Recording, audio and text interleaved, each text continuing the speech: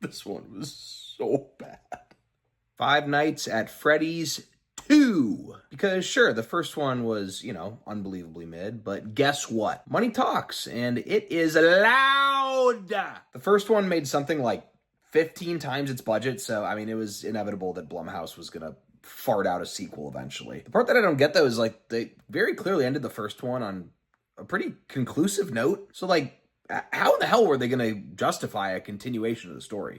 Turns out, they weren't. The plan all along was just to ham-fist some nonsensical revisionist plot straight down your damn throat and then just blind you with cheap jump scares and lore that's completely devoid of logic. The previous cast members all come back and don't really do a bad job. It's more just that the script just totally fails them. It's all so stupid, especially near the end. This somehow felt akin to a shitty 80s sequel where it's just completely half-baked. It felt like The Dream Child, which is Nightmare on Elm Street 5, I think. It's just apparent as hell that no one gave even a second thought to the logistics, the plausibility, or the gravitas of the supposed emotional beats. Gravitas. Jesus, I sound like a fucking tool. But what's most crazy about it is that with all the risk aversion that studios have nowadays, I feel like you rarely ever see something this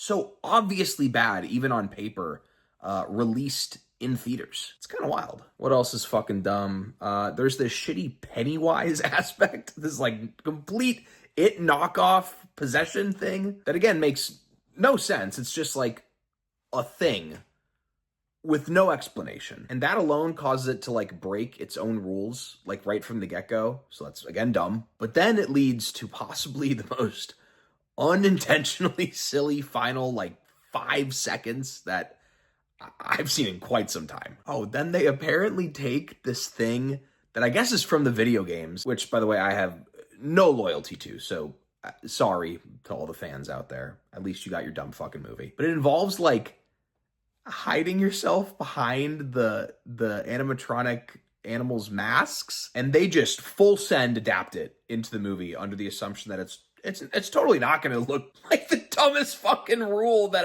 I've ever seen. But whatever. It's silly. Oh, and then again, because they have to make up a real plot to go along with these movies that are just based on jump scare video games.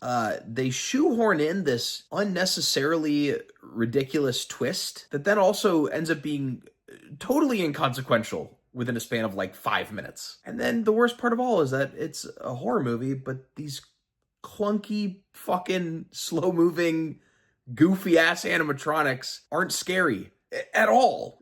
Maybe, for 5% of the little slow chase scenes, but in general, whew, they're dumb. This shit just sucks. However, best thing here, by far, is that it includes the unlikeliest Ghostface reunion that I ever could have imagined. It's still not worth the price of a ticket, but maybe it can make for a solid watch on Peacock on a random Wednesday when you're already fucking zooted out of your mind. It's 2, maybe 3 out of 10 at best. So anyway, yeah, Five Nights at Freddy's 2. Brutal.